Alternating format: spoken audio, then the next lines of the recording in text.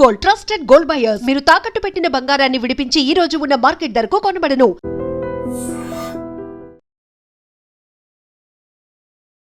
నమస్కారం, welcome to I dream. ధర్మ మార్గం విత్ విజిత కార్యక్రమానికి స్వాగతం.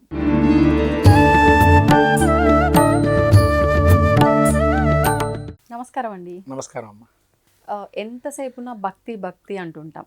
అసలు ఏంటి నిజమైన భక్తి ఏంటి? భక్తికి కూడా ఎంతో అంత శక్తి ఉంది కాబట్టే మనం అనుకున్నవి నెరవేరుతున్నాయి అని అనిపిస్తూ ఉంటుంది. ఏంటి భక్తి యొక్క శక్తి? దానికి వివరణ ఇవ్వండి. శ్రీ గురుభ్యో నమ. శ్రీ మహాగణాధిపతయ నమ. శ్రీ మహాసరస్వత్యై నమ. హరి ఓం. శ్రీమాత్రే నమ. శ్రీ మహావిష్ణువే నమ. భక్తి యొక్క శక్తి చాలా గొప్పదైంది. ముఖ్యంగా ఈ భక్తి రావాలన్నా కూడా మనకు యుక్తి ఉండాలి. యుక్తి అంటే దేనికంటే, యుక్తి అసలు దేనికి మనకు వస్తుంది? మామూలుగా యుక్తి అంటే ఏంటి అంటే వీడు బుద్ధి ప్రచోదనము. ప్రచోదనం అంటే ఇప్పుడు ఒక మనిషి దాని మీద ధ్యాస రావాలి అంటే వాడు దాని మీద ధ్యానం చేయాలి, దాని దగ్గరికి వెళ్ళాలి. ఇప్పుడు దేవుడి దగ్గరికి వెళ్ళాలంటే వాడికి ఫస్ట్ మనసులో మైండ్లో కలగాల ఆలోచన. ఆ కలగంది వాడికి ఆ భక్తి అనేది అయితే రాదు, ఆటోమేటిక్గా రాదు. అది ఎలా వస్తుంది? ఆ మైండ్లో వెళ్ళటమా, లేకపోతే ఏమీ లేకుండా కూడా కొంతమందికి భక్తి వచ్చే అవకాశం ఉంటుంది. దానిలో ఉదాహరణ భక్త కన్నప్ప స్టోరీ. అంటే ఆయనకి ఏమి అవసరంలో ఒక రాయో రప్పనో చూసేసి పూజ చేశాడు. తద్వారా ఆయనకి అనేక రకాల ముక్తిని కూడా ఇచ్చాడు ఈశ్వరుడు. అసలు భగవంతుడే నమ్మడు. నమ్మని వాడికి భక్తి కల్పించడం అనేది గొప్ప. అసలు అట్లాంటిది శక్తిగా మారి చివరికి ఆయనకు ముక్తి లభించింది. అయితే ఇక్కడ విషయం ఏంటంటే మనకు ఆ మీద ధ్యాస కలగదు. ఎందుకో ఆ ధ్యాస కలుగుతుంది, దాన్నే భక్తిగా మారే అవకాశం, దాన్ని అవకాశంగా భక్తిగా మారుతుంది. ఆ భక్తిని ఇంకొంత జోడించి శక్తిగా మార్చుకుంటే కనుక దాన్ని మించినటువంటి ఆయుధం ఇంకోటి లేదు జీవుడికి. అంటే ఏం చేయాలంటారు? అంటే ఏం చేయాలి అంటే ఫస్ట్ యుక్తి, తర్వాత భక్తి, తర్వాత శక్తి, దాని తర్వాత రక్తి, తర్వాత దాని మీద వచ్చేటువంటి భుక్తి, తర్వాత వచ్చేది ముక్తి. అంటే ఈ లక్షణము మీరు విని ఉంటారు. దీని యొక్క చైన్ సిస్టమ్ ఇది. భక్తి యొక్క చైన్ సిస్టమ్ చివరికి ముక్తి దాకా తీసుకెళ్తుంది. ఎట్లా అంటే ఈ విధంగా శక్తి రూపంగా తీసుకెళ్తుంది. అది శక్తిగా తదేకంగా ఎట్లా తీసుకెళ్తుంది అని అంటే, పూర్వకాలంలో మీరు చూసే ఉంటారు, రాక్షసులు అనేక ఘోర తపస్సులు చేస్తే పలా రకాలుగా ఆయుధాలు కాకుండా శక్తిని సంపాదించి దేవతలు హింసించేటువంటి వారు కథలుగా వింటూ ఉంటాం. అది ఒక రకమైనటువంటి భక్తి. అంటే ప్యూర్గా ఇంకా ఒకటే, ఇంకా ఆయనకి ఈశ్వరుడు అంటే ఈశ్వరుడే, విష్ణుమూర్తి అంటే విష్ణుమూర్తే. పరమనెంట్గా ఒక్కరినే ఆరాధన చేస్తూ అలా శక్తిని పొందేవాళ్ళు కొంతమంది ఉన్నారు. అయితే ఈ భక్తి శక్తిగా మారింది ఎవరికండి అంటే భగవతోత్తములకి. అంటే భగవంతుడే పరమాత్మ స్వరూపాన్ని ఎవరైతే నిజంగా నిష్కల్మషంగా పూజ చేస్తారో, కల్మషం లేకుండా వాళ్ళకి భక్తి యొక్క శక్తి గొప్పది అని చెప్పి చాడుతారు. వాడు మీరు చూసే ఉంటారు, ప్రహ్లాదుడు, మార్కండేయుడు, తర్వాత మనకు కనబడేటువంటి వారు వీరు. ఎందుకంటే అల్పాయుష్కుడైనటువంటి మార్కండేయుడు భక్తితో గెలుస్తాడు శక్తిని పెంచుకొని. అట్లనే ప్రహ్లాదుడు కూడా ఎన్నో ఇబ్బందులు పాలవుతాడు.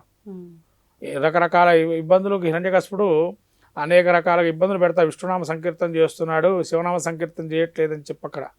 ఆయన ఎన్ని ఇబ్బందులు ఉన్నా కూడా అతను నామాన్ని విడవలే. అదే శక్తిగా మార్చివని ఆయన కాపాడి ఇవాల్టి రోజున కూడా మనం ప్రహ్లాదుని తలుచుకుంటున్నాము.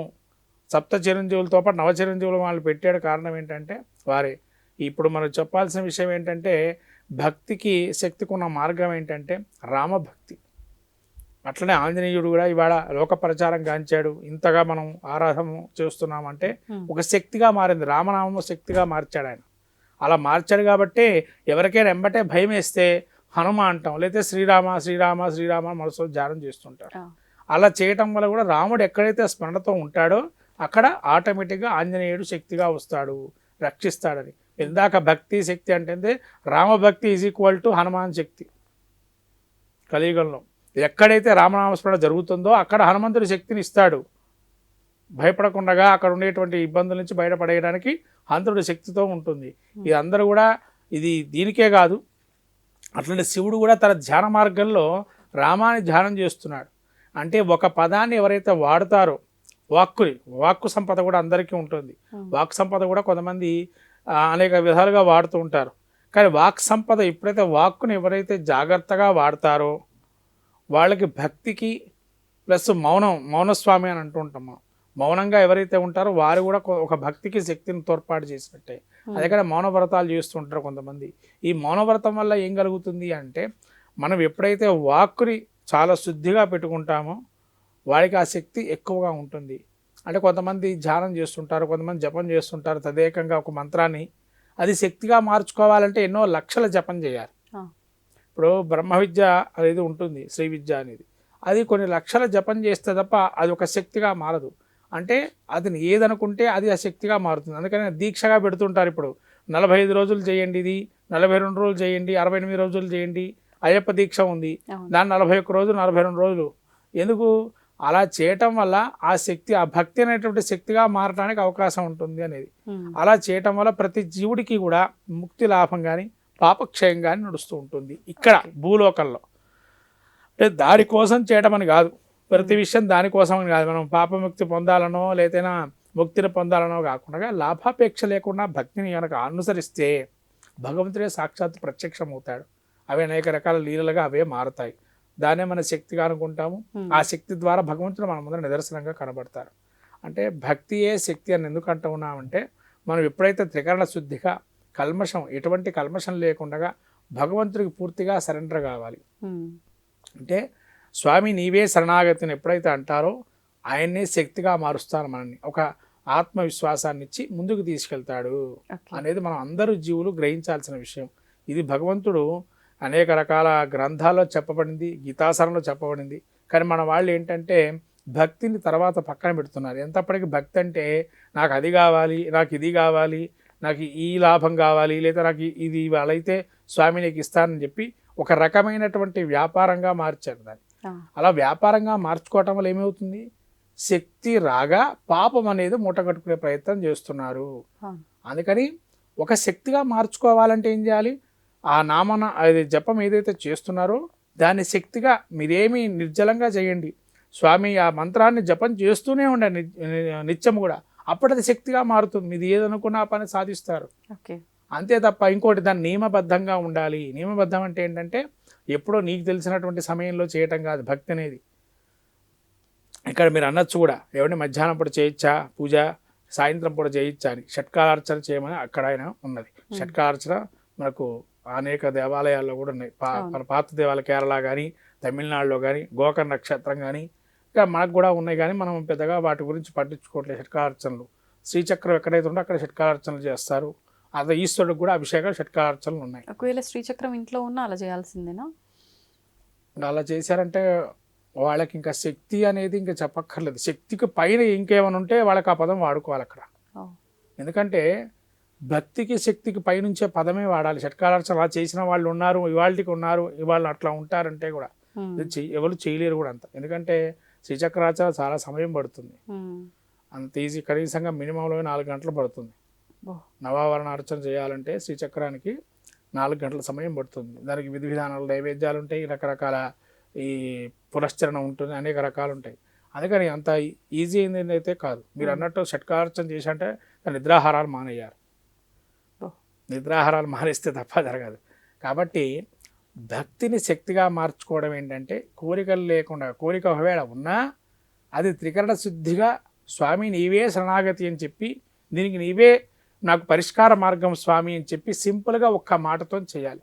స్వామి నాకు అందమైన అబ్బాయి కావాలి, అందమైన అమ్మాయి కావాలి, అమ్మాయి ఇలా ఉండాలి, అమ్మాయి అలా ఉండాలి, లేదా నాకు ఇన్ని కోట్లు రావాలి అనేది కాదు. ఇక్కడ స్వామి నీవే శరణాగతి అంటే స్వామి అనుగ్రహిస్తాడు. అదే శక్తిగా మారుతుంది ఆ భక్తి.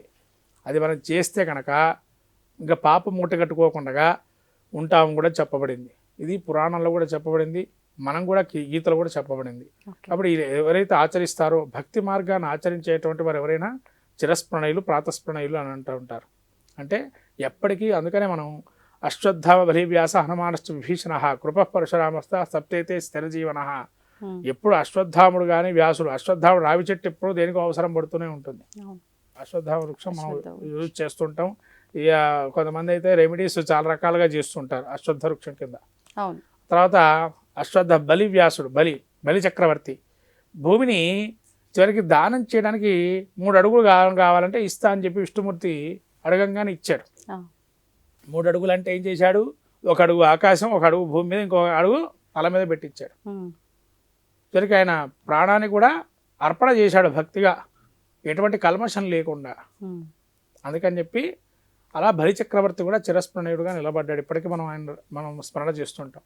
వ్యాసుల వారు చెప్పచ్చు, ఇక వేదాలు ఆయన రాసినటువంటి గ్రంథాలు అనేక రకాలు ఉన్నాయి, అవును. వేదాంత గ్రంథాలు.